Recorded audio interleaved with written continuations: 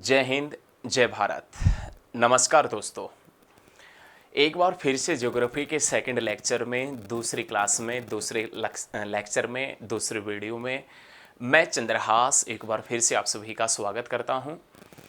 प्यारे दोस्तों, आज ये ज्योग्राफी की दूसरी क्लास है और दूसरी क्लास में हम बड़े ही ज़बरदस्त तरीके से आज फिर से हम ज्योग्राफी में बहुत बेहतरीन तरीके का प्रयास करेंगे। बड़े ज़बरदस्त तरीके से हम पढ़ेंगे, एक बार फिर हम बेहतरीन करने का प्रयास करेंगे। तो प्यारे साथियों, आप वीडियो को अंत तक ज़रूर देखना और वीडियो अच्छी लगे तो आप इसको नोट डाउन भी कर लेना, साथ के साथ में इन पॉइंटों को नोट करते चलिएगा जो एसएससी के लिए बहुत ही ज़्यादा फायदेमंद साबित होंगे आपके लिए। और यदि वीडियो अच्छी लगती है तो आप अपने दोस्तों से बोले कि वो ज़्यादा से ज़्यादा हमारे साथ में जुड़े। तो प्यारे साथियों, चलिए आज वीडियो हम स्टार्ट करते हैं। आज की वीडियो, आज हम इस वीडियो के अंदर विशेष रूप से दो टॉपिकों का डिस्कशन करेंगे, जिसमें से कुछ टॉपिक से रिलेटेड पॉइंट आपको आते होंगे, कुछ पॉइंट आपको नहीं आते। जिसने पहले कोचिंग किया होगा, पहले जो पढ़ा होगा उसको आते होंगे। जिन्होंने नहीं पढ़ा ना, वो तो भाई साहब एकदम दिल थाम के बैठा रहे, क्योंकि उनको तो इतना समझ में आएगा आज कि मज़ा आ जाएगा पढ़ते वक्त। ठीक है, तो आज सबसे पहले हम देखेंगे अपना जो आज का पहला टॉपिक होगा, उसमें हम एरिया के बारे में जिक्र करेंगे। भारत का जो क्षेत्रफल है, एरिया है, उससे रिलेटेड जो पॉइंट बनेंगे, उससे रिलेटेड पॉइंटों का अध्ययन करेंगे। तो भारत का यदि एरिया देखें दोस्तों, हम भारत का क्षेत्रफल देखें, एरिया देखें, तो भारत का क्षेत्रफल दोस्तों 32,87,263 वर्ग किलोमीटर है। भारत का क्षेत्रफल यदि देखा जाए लाडलो प्यारे साथियों, तो 32,87,263 वर्ग किलोमीटर ये भारत का क्षेत्रफल है। लेकिन इस क्षेत्रफल के अंदर तो वो क्षेत्रफल भी शामिल है जो पीओके का है। लेकिन भारत का क्षेत्रफल हमने देखा 32,87,263 वर्ग किलोमीटर है, और हमने अभी अभी बताया कि इस क्षेत्रफल के अंदर तो वो क्षेत्रफल भी शामिल है जो पीओके का है। पीओके के साथ साथ में दोस्तों इसके अंदर तो वो क्षेत्रफल भी शामिल है जो चीन का है, चाइना ऑक्युपाइड कश्मीर, जो सीओके का है, जो अक्साई चीन का है, वो क्षेत्रफल भी शामिल है। अक्साई चीन का क्षेत्रफल लगभग 39,000 वर्ग किलोमीटर है, और पीओके का क्षेत्रफल का जिक्र करें तो लगभग 67,000 वर्ग किलोमीटर, 67,000 वर्ग किलोमीटर पीओके का क्षेत्रफल। और ये पीओके का क्षेत्रफल और अक्साई चीन का क्षेत्रफल भी भारत के 32,87,263 टू 63 वर्ग किलोमीटर के अंदर शामिल है। लेकिन ये जो क्षेत्रफल है, ये पूरे वर्ल्ड के क्षेत्रफल का 2.4% है। पूरे विश्व के क्षेत्रफल का ये जो क्षेत्रफल है ना, ये पूरे विश्व का जो क्षेत्रफल है, पूरे विश्व का जो एरिया है, उसका कितना परसेंट है दोस्तों? तो आप बता देना, 2.4% है। लेकिन प्यारे साथियों, प्यारे दोस्तों, आपको मालूम होना चाहिए पृथ्वी के ऊपर दो ही जोन है, दो ही मंडल है। पृथ्वी के ऊपर एक तो अपने पास में पड़ता है जिसका नाम सथल मंडल है, सथल मंडल लिथोस्फीयर, और एक अपने पास में दोस्तों पड़ता है जल मंडल हाइड्रोस्फीयर। सथल मंडल अपने पास में 29% है, जल मंडल अपने पास में 71% है। तो 29% यदि अपने पास में सथल मंडल है तो ये हमारे लिए कुल सथलीय भाग के कितने परसेंट के बराबर है? तो 100% के बराबर है। मान लीजिए कि आज आपके पॉकेट के अंदर 10 रुपए हैं, या आपके पास में आज आपके पॉकेट में 13 रुपए हैं, वो है तो आपके लिए 100% ना। तो हमारे पास में यदि सथल मंडल 29% है, तो हमारे लिए यह सथल मंडल का कितने परसेंट का कार्य कर रहा है? 100% का। और उस 100% में से लगभग 2.4% किसका क्षेत्रफल है? तो आप बताएंगे भारत का, जो विश्व के कुल क्षेत्रफल का 2.4% है। अकॉर्डिंग टू एरिया, क्षेत्रफल की दृष्टि से, अकॉर्डिंग टू एरिया, क्षेत्रफल की दृष्टि से भारत का विश्व में, अकॉर्डिंग टू एरिया, क्षेत्रफल की दृष्टि से भारत का विश्व में 7वां स्थान है, 7वां बड़ा देश है।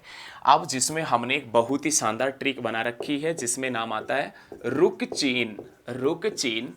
अब आ भारत, रुक चीन अब आ भारत। ये ट्रिक, ये पॉइंट आप नोट करिएगा, नोट डाउन कीजिएगा कि रुक चीन अब आ भारत। इस रुक चीन, ये ट्रिक है, रुक चीन अब आ भारत। इसके अनुसार हम देखेंगे कि भारत 7वें स्थान के ऊपर है। और कैसे, किसकी दृष्टि से? तो क्षेत्रफल की दृष्टि से। देखो रूस से क्या बनाओगे दोस्तों? तो आप बता देना, रूस बना देना, रूस। और ये रूस जो यूरोप और एशिया में फैला है।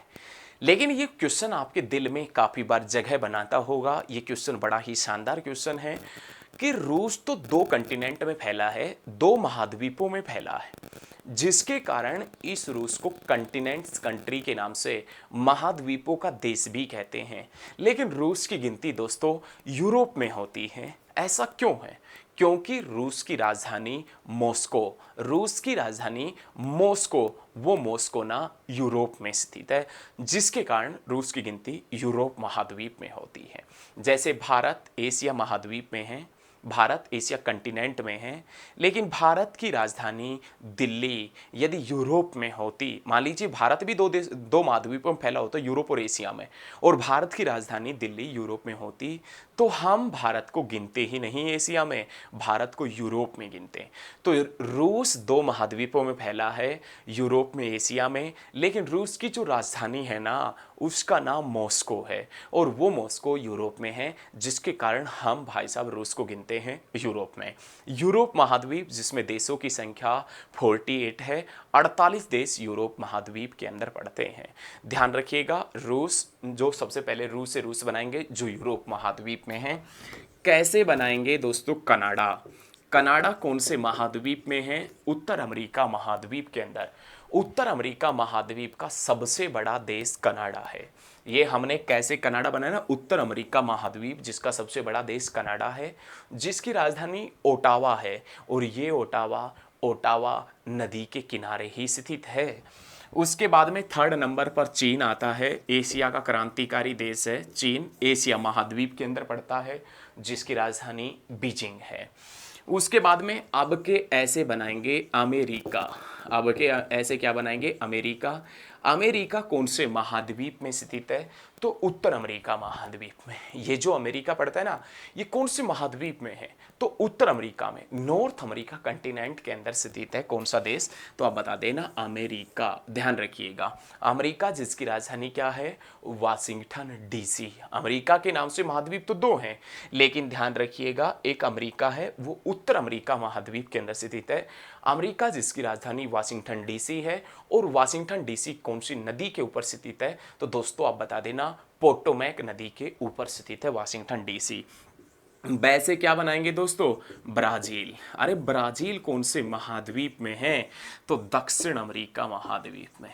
अरे दोस्तों दक्षिण अमेरिका महाद्वीप का सबसे बड़ा देश है। दक्षिण अमेरिका महाद्वीप का सबसे बड़ा देश कौन सा है? तो आप बता देना, ब्राजील। यह विश्व का वो देश है, ये ब्राजील विश्व का वो देश है जहां से होके 2 महत्वपूर्ण रेखा गुजरती है, जिसमें एक अपने पास में नाम आता है भूमध्य रेखा, और जिसमें एक अपने पास में नाम आता है मकर रेखा, ट्रॉपिक ऑफ कैप्रिकॉर्न। एक भूमध्य रेखा जिसे आप इक्वेटर के नाम से जानते वो। तो ब्राजील विश्व का एकमात्र ऐसा देश है जो दक्षिण अमेरिका महाद्वीप में स्थित है, जहां से 2 इंपॉर्टेंट लाइन पास होती है। उसके बाद में आ से बना देना दोस्तों ऑस्ट्रेलिया। ऑस्ट्रेलिया, और ऑस्ट्रेलिया विश्व का एकमात्र ऐसा महाद्वीप है जिसका नाम किसी देश के नाम पर पड़ा है।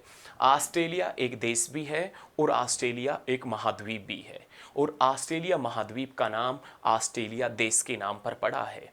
ऑस्ट्रेलिया देश ऑस्ट्रेलिया महाद्वीप में है, जिसकी राजधानी कैनबरा है। विश्व का एकमात्र ऐसा देश, विश्व का एकमात्र ऐसा देश, विश्व का एकमात्र ऐसा देश जो पूरे महाद्वीप के ऊपर फैला है, जो पूरे महाद्वीप के ऊपर फैला है, उसका नाम क्या है? तो आप बताएंगे ऑस्ट्रेलिया, उसका नाम है। ऑस्ट्रेलिया देश ऑस्ट्रेलिया महाद्वीप के 84% हिस्से के ऊपर, 84% हिस्से के ऊपर फैला है। और उसके बाद में क्रांतिकारी देश भारत का नाम आता है, और भारत कहाँ पर स्थित है? एशिया में। एशिया में भारत स्थित है, ये ध्यान रखिएगा, जिसकी राजधानी नई दिल्ली है। दिल्ली का नाम नई दिल्ली 1927 में हुआ था, और दिल्ली से राजधानी नई दिल्ली 1931 में बनी थी। आपको वीडियो अच्छी लग रही है तो वीडियो को साथ के साथ में शेयर करते रहिएगा, दबा के शेयर कीजिएगा। आप अपने दोस्तों से बोलिए कि वो ज़्यादा से ज़्यादा हमारे बैचेज के साथ में जुड़े, ठीक है। तो प्यारे साथियों, अब क्वेश्चन आपके मन में आया होगा, सर 7 तक तो आपने बता दिए, ट्रिक भी बन गई, रुक चीन अब आ भारत, लेकिन 8वां कौन सा है? अर्जेंटीना। अर्जेंटीना 8वें नंबर पर कौन सा आता है? अर्जेंटीना आता है। फिर कजाकिस्तान वगैरह, फिर सूडान वगैरह आता है, ध्यान रखिएगा। तो ये तो है भारत का क्षेत्रफल के अनुसार क्रम। अब अपना सेकंड, इस वीडियो का जो सेकंड टॉपिक होगा ना, विशेष रूप से वो जनगणना होगा। आज तक आपने जनगणना से रिलेटेड ऐसे पॉइंट पढ़ लिए होंगे हवा हवाई, लेकिन आज आप सोचेंगे कि क्या वास्तव में इतना लाजवाब टॉपिक है जनगणना, सेंसस। आज हम जनगणना अथवा सेंसस से रिलेटेड जो भी पॉइंट बनेंगे उन पॉइंटों को भाई साहब एकदम हुदेड़ के रख देंगे, उन पॉइंटों को एकदम आपके सामने बिखेर के रख देंगे। जनगणना जिसे हम इंग्लिश में सेंसस के नाम से जानते हैं, सेंसस। सेंसस जिसकी उत्पत्ति लैटिन भाषा के शब्द सेंसेरे से हुई है। सेंसस जिसकी उत्पत्ति लैटिन भाषा के शब्द सेंसेरे से हुई है, ये ध्यान रखिएगा। ऐसा बिल्कुल भी नहीं है कि आधुनिक भारत में या आधुनिक वर्ल्ड में, मॉडर्न इंडिया, मॉडर्न वर्ल्ड में ही जनगणना का कार्य किया जा रहा हो। ऐसा बताया जाता है कि आज से लगभग 1500 ईसा पूर्व रोमन साम्राज्य के दौरान मूसा ने व्यक्तियों की गिनती करवाई थी, उसको भी जनगणना में जोड़ा गया है।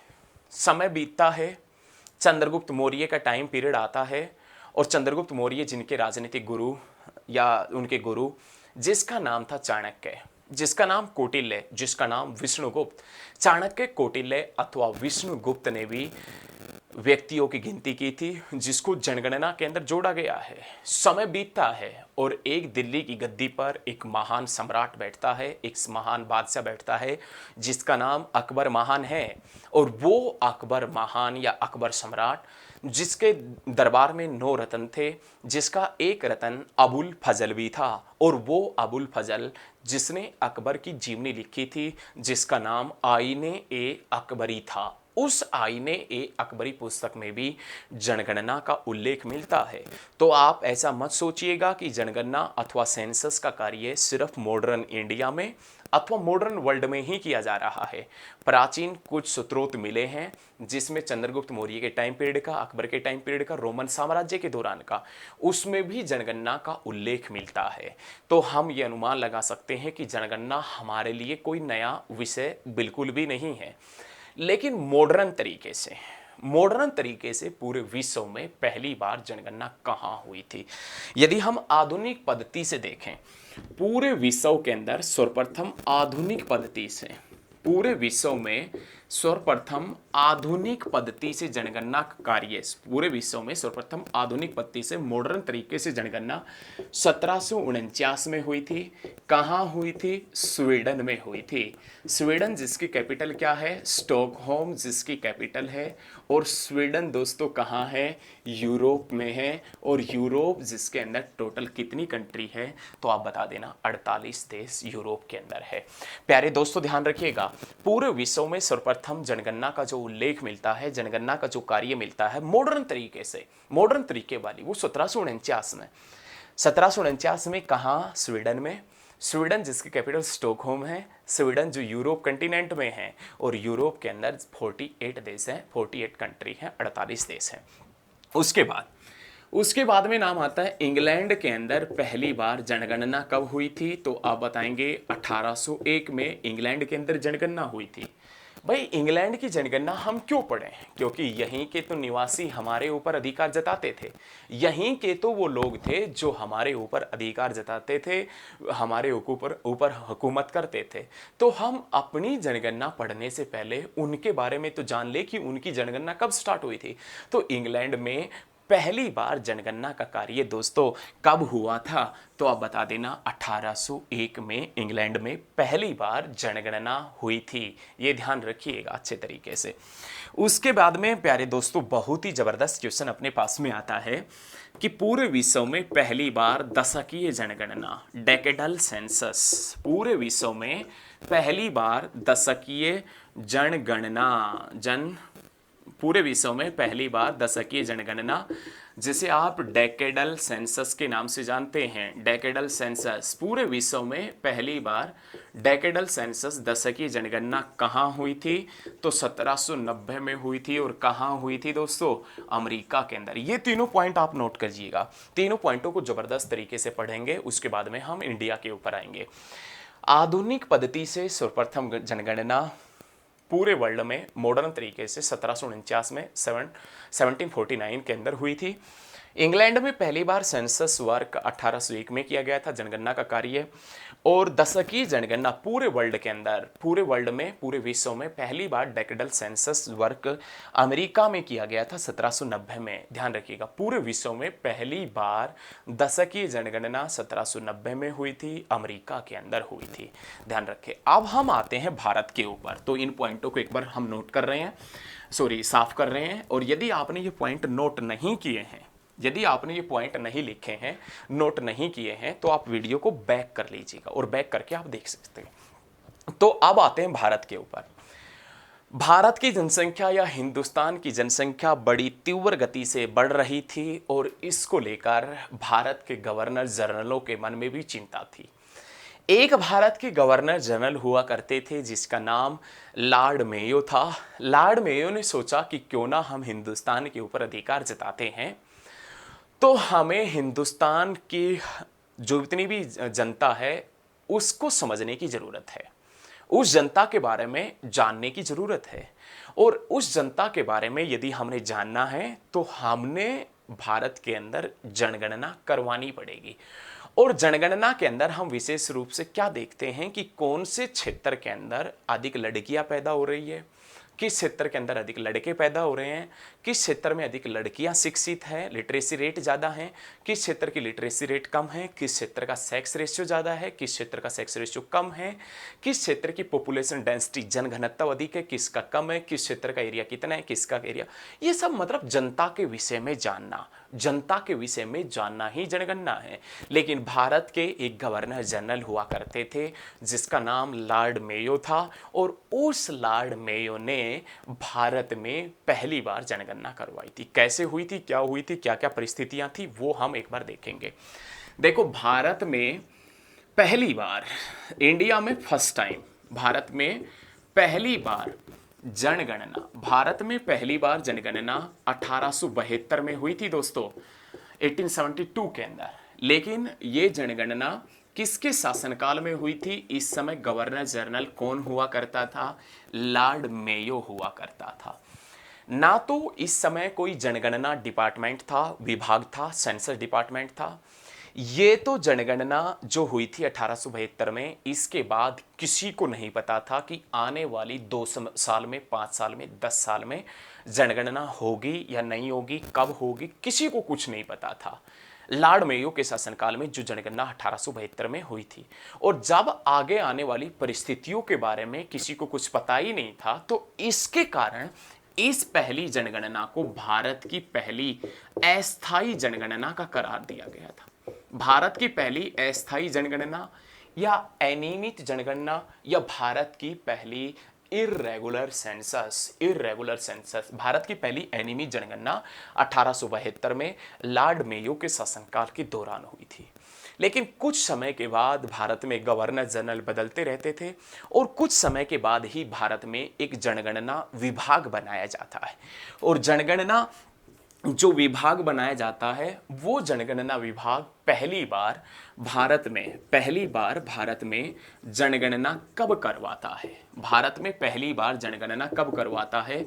1881 में। और इस समय भारत के गवर्नर जनरल लॉर्ड रिपन हुआ करते थे। लेकिन जब जनगणना विभाग ने पहली बार 1881 में जनगणना करवाई, उसी समय उस जनगणना डिपार्टमेंट ने, सेंसस डिपार्टमेंट ने ये डिसाइड कर दिया कि हम आने वाली प्रत्येक 10 साल में भारत में जनगणना करेंगे।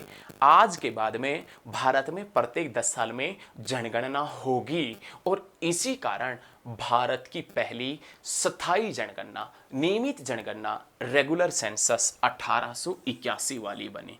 भारत के अंदर पहली बार अस्थाई जनगणना इरेगुलर सेंसस का जिक्र करें तो 1872 में, और भारत में पहली बार स्थाई जनगणना, भारत में पहली बार नियमित जनगणना रेगुलर सेंसस 1881 में लॉर्ड रिपन के शासनकाल के दौरान हुई थी, लॉर्ड रिपन के शासनकाल के दौरान। और जब 1881 में जनगणना हुई और जो जनगणना डिपार्टमेंट था उसका आयुक्त, उसका कमिश्नर कौन था, कहने का मतलब भारत का प्रथम सेंसस कमिश्नर, भारत का प्रथम जनगणना आयुक्त, भारत का जो प्रथम जनगणना आयुक्त था उसका नाम दोस्तों हेनरी पलाडेन था, हेनरी पलाडेन। भारत का प्रथम जनगणना आयुक्त, उसका नाम हेनरी पलाडेन था, हेनरी पलाडेन। ये ध्यान रखिएगा आप, भारत के प्रथम जनगणना आयुक्त हेनरी पलाडेन थे और ये 1881 के अंदर जो जनगणना हुई थी उसके जनगणना आयुक्त हुआ करते थे हेनरी पलाडेन। एक बार मैं साफ कर रहा हूं इन चीजों को। अब 1881 के बाद भारत में लगातार जनगणना होने लगी। प्रत्येक 10 साल में भारत में जनगणना का नया डाटा आने लगा और लोगों को पता लगने लगा भारत के अंदर जो भी जनसंख्या, हिंदुस्तान में जो भी जनसंख्या रहती है उसके बारे में सारा डाटा जनता के सामने आने लगा। जनता भी खुश हो गई एकदम बेहतरीन तरीके से। जिस इलाके का ठीक ठाक माहौल होगा वो तो खुश होना ही है, नहीं तो भाई आप सब कुछ ठीक हो गया। प्रत्येक 10 साल में जनगणना होने लगी। तो भाई 1881 के बाद में जनगणना होती है 1891 में, उसके बाद में जनगणना होती है 1901 में, और उसके बाद में जनगणना होती है भाई साहब कब, 1911 में, और उसके बाद में जनगणना होती है 1921। और जैसे ही 1921 की जनगणना हुई, इसे जनगणना का महाविभाजक वर्ष कहा गया। जनगणना का महाविभाजक वर्ष, महाविभाजक वर्ष मतलब great dividing year, great dividing year. जनगणना का महाविभाजक वर्ष के रूप में किसे जानते हैं, तो 1921। इंपीरियल बैंक भी बना था 1921, इंडिया गेट भी बना था 1921। तो जनगणना 1911 में होती है, 1911 के बाद में जनगणना 1921 में होती है, और 1921 की जनगणना को हम ग्रेट डिवाइडिंग ईयर, महाविभाजक वर्ष के रूप में जानते हैं। लेकिन अपने सामने दोस्तों बड़ा क्वेश्चन ये है कि हम 1921 की जनगणना को महाविभाजक वर्ष कहते ही क्यों हैं, 1921 की जनगणना को महाविभाजक वर्ष के रूप में क्यों जानते हैं।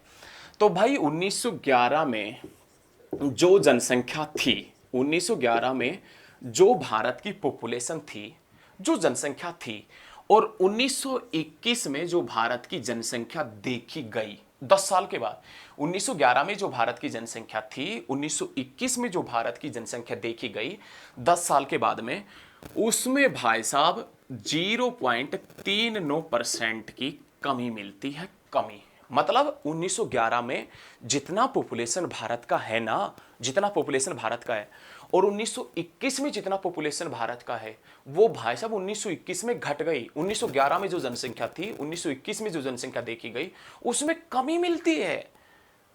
1911 में भी जनसंख्या वही है, 1921 में भी 10 साल के बाद में भी वही है, और वही नहीं उसमें भी कमी मिल गई, 0.39% की जनसंख्या बढ़ी ही नहीं 10 साल में। उसके सबसे बड़े कारण क्या है, सबसे बड़े कारण हम ये मान सकते हैं कि एक फर्स्ट वर्ल्ड वॉर हुआ था जिसमें काफी भारतीय मारे गए होंगे। दूसरा बड़ा कारण हम अनुमान लगा सकते हैं, जब अपने पास में कोरोना आया था ना, कोरोना, तो उस समय कहा जाता था कि ऐसी बीमारी तो प्रत्येक शताब्दी में आती है। 2020 से पहले वो बीमारी 1920 में आई होगी, और 1920 के बाद जनगणना हुई है 1921 में। तो बहुत से भारतीय, बहुत से लोग उसमें मारे गए होंगे, जिसके कारण भारत की जनसंख्या घट गई होगी। 1911 में जो भारत की जनसंख्या थी, 1921 में जो भारत की जनसंख्या देखी गई, उसमें 0.39% की कमी मिली। और इसी कारण से 1921 की जनगणना को, इसी कारण से 1921 की जनगणना को जनगणना का महाविभाजक वर्ष, ग्रेट डिवाइडिंग ईयर के नाम से जाना गया। ध्यान रखें भाई, 1921 के बाद में जनगणना होती है दोस्तों 1931 में।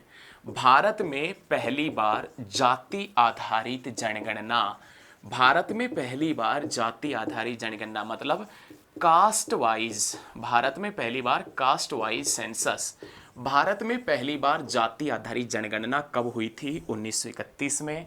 भगत सिंह, राजगुरु, सुखदेव को फांसी कब हुई थी? 1931 में।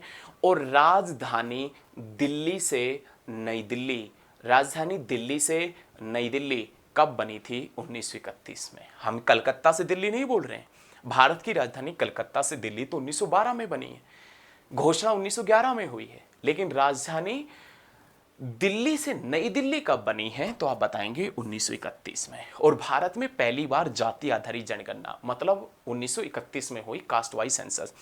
1931 में यह बता दिया गया कि भारत में कितने परसेंट यादव हैं, कितने परसेंट जाट हैं, कितने परसेंट ब्राह्मण हैं, कितने परसेंट मुसलमान हैं, कहाँ कहाँ पर कौन कौन से राज्यों में कौन कौन सी जगह के ऊपर कितने परसेंट कौन सी जाति रहती है, ये बताया गया था।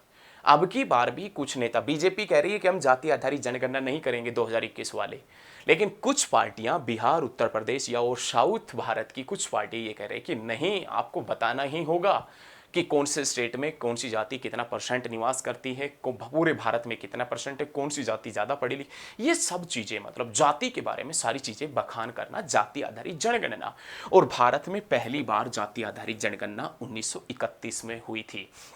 उसके बाद में 1941 में हुई और उसके बाद में दोस्तों जनगणना 1951 में हुई।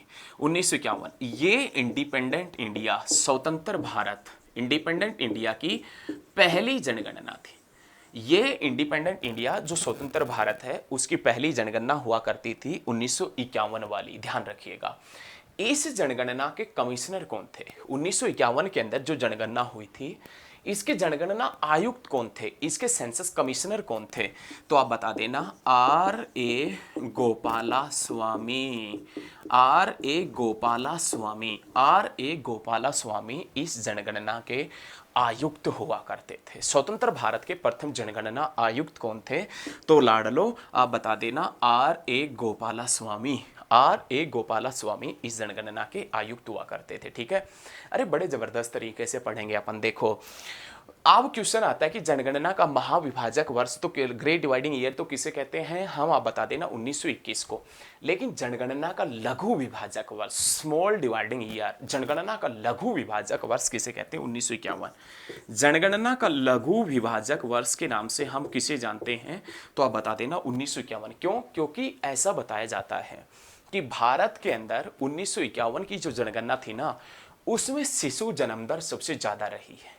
कौन सी जनगणना के दौरान भारत में शिशु जन्म दर मतलब छोटे बच्चों का सर्वाधिक जन्म दर जो रहा है वो 1951 वाली के दौरान रहा है। और इसी कारण से जनगणना का लघु विभाजक वर्ष 1951 और महाविभाजक वर्ष 1921 को कहा जाता है। एक बार साफ कर रहा हूं। उसके बाद में दोस्तों जनगणना होती है 1951 के बाद 1961 में, 1971 में, 1981 में, 1991 में और उसके बाद में जनगणना होती है 2001 में। उसके बाद में जनगणना होती है 2001 में।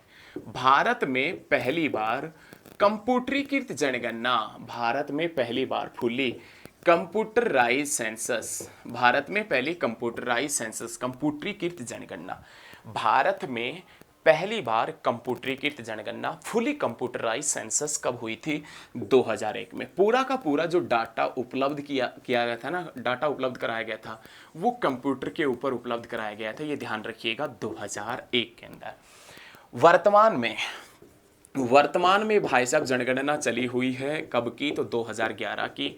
और इस जनगणना के अनुसार भारत की जनसंख्या 121 करोड़ 8,54,977 है। 121 करोड़ 8,54,977 ये 2011 की जनगणना के अनुसार भारत की जनसंख्या है, भारत की जनसंख्या। और यदि भारत के युवा इसी प्रकार से प्रगति करते रहें तो हाल ही में यूएन ने कहा है कि अगले साल तो भारत चीन को भी पीछे छोड़ देगा, क्योंकि भारत के युवाओं की प्रोसेस देखी है यूएन ने और उसी प्रोसेस के आधार पर यूएन कह रहा है कि भारत के युवा अगले साल तो चीन को भी पीछे छोड़ देंगे। लेकिन वर्तमान में 2011 की जनगणना चली हुई है और इसके अनुसार भारत की जनसंख्या 121 करोड़ 8,54,977 है।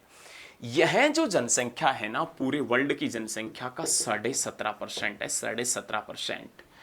पूरे विश्व की जनसंख्या चीन में निवास करती है, और चीन के अंदर पूरे वर्ल्ड की जनसंख्या का कितने परसेंट निवास करती है, तो 21%। जनसंख्या की दृष्टि से पहला स्थान किसका है, चीन का, और दूसरा स्थान किसका है, भारत का। और इसी प्रकार से हमारे युवा प्रयासरत रहे, प्रोसेस करते रहें, प्रोसेस को आगे बढ़ाते रहें, तो थोड़े दिन में हम पहले स्थान के ऊपर आ जाएंगे। कोई नहीं आएगा टक्कर में, क्यों पड़े हो चक्कर में, ये नारा देंगे भारत के युवा, ठीक है। लेकिन ये चीज आप ध्यान रखिएगा, सबसे ज्यादा जनसंख्या उत्तर प्रदेश की है, और सबसे कम जनसंख्या वाला स्टेट कौन सा है, तो आप बता देना, सिक्किम है लाडलो, सिक्किम। उत्तर प्रदेश के युवाओं ने तो काफी देशों को पीछे छोड़ रखा है। पाकिस्तान है ना, पाकिस्तान उसकी जनसंख्या 22.09 करोड़ है।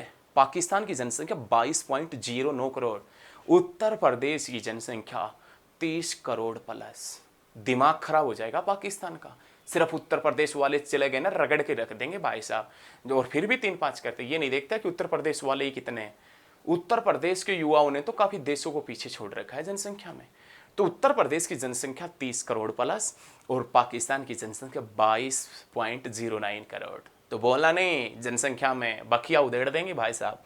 लेकिन याद रखिएगा, सबसे सर्वाधिक जनसंख्या उत्तर प्रदेश में, सबसे कम जनसंख्या वाला स्टेट सिक्किम, जिसकी राजधानी गंगटोक जो बना था 1975 में। प्यारे साथियों, ध्यान रखें चीजें। अब अपने पास में नाम आता है, भारत की जनसंख्या 121 करोड़ है। हम 1 अरब 21 करोड़ भी कह सकते हैं, नो डाउट। 1 अरब 21 करोड़ भी कह सकते हैं, या 121 करोड़। तो 1 अरबवें शिशु का जन्म भारत में हुआ था। 1 अरबवें शिशु का जन्म, 1 अरबवें शिशु का नाम क्या रखा गया था भारत में, आस्था रखा गया था। भारत में जन्म लेने वाले 1 अरबवें शिशु का नाम, भारत में जन्म लेने वाले 1 अरबवें शिशु का नाम क्या रखा गया, तो आप बता देना दोस्तों, आस्था। भारत में जन्म लेने वाले 1 अरबवें शिशु का नाम आस्था रखा गया था। और ध्यान रखिएगा, पूरे विश्व की जनसंख्या, पूरे वर्ल्ड की जो पॉपुलेशन है ना, पूरे वर्ल्ड की पॉपुलेशन वो 5 अरब को पार कर गई थी, 5 अरब को पार कर गई थी 11 जुलाई 1987 में। पूरे विश्व की जनसंख्या 5 अरब को पार कर गई थी 11 जुलाई 1987 में। उसी समय यूएन ने घोषणा करती थी, यूएनओ ने घोषणा करती थी कि हम आने वाली प्रत्येक 11 जुलाई को वर्ल्ड पॉपुलेशन डे मनाएंगे, विश्व जनसंख्या दिवस मनाएंगे। और पहली बार विश्व जनसंख्या दिवस 11 जुलाई 1988 में मनाया गया था। वर्ल्ड पॉपुलेशन डे, विश्व जनसंख्या दिवस हम कब मनाते हैं, 11 जुलाई को मनाते हैं। लेकिन 5 अरबवा जो बच्चा जन्मा था, लेकिन 5 अरबवा जो बच्चा जन्मा था, उसका जन्म यूगोस्लाविया देश में हुआ था, यूगोस्लाविया के अंदर। अब विशेष रूप से हम जनगणना के अंदर भाई किसका अध्ययन करते हैं, तो आप बता देना, जनसंख्या का अध्ययन करते हैं, जनसंख्या। और जनसंख्या का अध्ययन कहलाता क्या है, स्टडी ऑफ पॉपुलेशन। जनसंख्या का अध्ययन किस नाम से जाना जाता है, तो जनसंख्या का अध्ययन डेमोग्राफी के नाम से। जनसंख्या का अध्ययन किस नाम से जाना जाता है दोस्तों, डेमोग्राफी। डेमो का अर्थ होता है जनता, डेमो का अर्थ होता है जनता, और ग्राफी का अर्थ होता है लिखना। तो डेमोग्राफी का अर्थ हुआ जनता के विषय में लिखना। बहुत शानदार प्रश्न है कि जनगणना के अंदर हम विशेष रूप से किसके बारे में जानते हैं, जनसंख्या। और जनसंख्या का अध्ययन, स्टडी ऑफ पॉपुलेशन, किस नाम से जाना जाता है, डेमोग्राफी के नाम से। डेमोग्राफी, डेमो मतलब जनता, और मतलब ग्राफी मतलब लिखना, ध्यान रखना। और भाई ये जनगणना कौन सी सूची के तहत, संविधान की कौन सी सूची के तहत आता है, तो संघ सूची के तहत। जनगणना कौन सी सूची के तहत आता है, संघ सूची के तहत आता है। और अब जीकर अपने पास में आता है कि 2011 के अंदर जो भारत के अंदर जनगणना हुई है, जो वर्तमान में 2011 वाली चली हुई है, तो 2011 में जो भारत के अंदर जनगणना हुई है 2011 में, उसके कमिश्नर कौन है, उनके आयुक्त कौन है? 2011 के जनगणना आयुक्त या हम कह सकते हैं 2011 के जो सेंसस कमिश्नर है ना, वो कौन है? तो आप बता देना 2011 की जनगणना आयुक्त, जनगणना सेंसस कमिश्नर वो कौन है? तो आप बता देना कौन है? सी चंद्रमौली, ये 2011 के जनगणना आयुक्त है। और 2021 की जो जनगणना का कार्य चला हुआ है उसका जो शायद और आप एक बार गूगल कर लेना, 2021 का डाटा नहीं आएगा तो मैं बताऊंगा, हालांकि ये पॉइंट मैंने देखा था गूगल पे। 2021 का जो जनगणना आयुक्त है ना, वो कौन है? विवेक जोशी, ये 2021 का जनगणना आयुक्त है, शायद ध्यान रखिएगा। तो प्यारे साथियों, आज हम ना इस वीडियो में इतना ही पढ़ेंगे, लेकिन आपको मेरे द्वारा दी गई जानकारी अच्छी लगती है तो आप अपने दोस्तों से बोलें कि वो ज़्यादा से ज़्यादा हमारे बैच में जुड़े, ज़्यादा से ज़्यादा संख्या में आपके दोस्त हमारे साथ में जुड़े। हम बहुत ही ज़बरदस्त करने वाले हैं और बहुत ही शानदार ये बैच चलेगा, बहुत ही ज़बरदस्त तरीके से हम पढ़ेंगे। आपने 2 लेक्चर हमारे देखे भी होंगे। हम आपको जीरो से हीरो बना देंगे, जीरो से हीरो। भाई आप यहाँ यदि पढ़ लेते हैं ना तो कहीं नहीं रुकने वाले, और ना ही कोई आपको माई का लाल रोक सकता है पढ़ाई के अंदर। आप कुछ भी कर देंगे, कुछ भी बखेर के रख देंगे सारे एग्जाम्स को दोस्तों। तो आप हमारे साथ में बने रहें। आप अपने दोस्तों से भी बोले कि भाई वास्तव में ना अब की बार तो ऑनलाइन में बहुत ही ज़बरदस्त पढ़ाई हो रही है। तो प्यारे साथियों, मेरे साथ में आप जुड़े रहना लगातार और देखते रहना रोज़ और मिलते रहना रोज़, और मिलेंगे कल आपको। आज के लिए इतना ही। जय हिंद, जय भारत, धन्यवाद।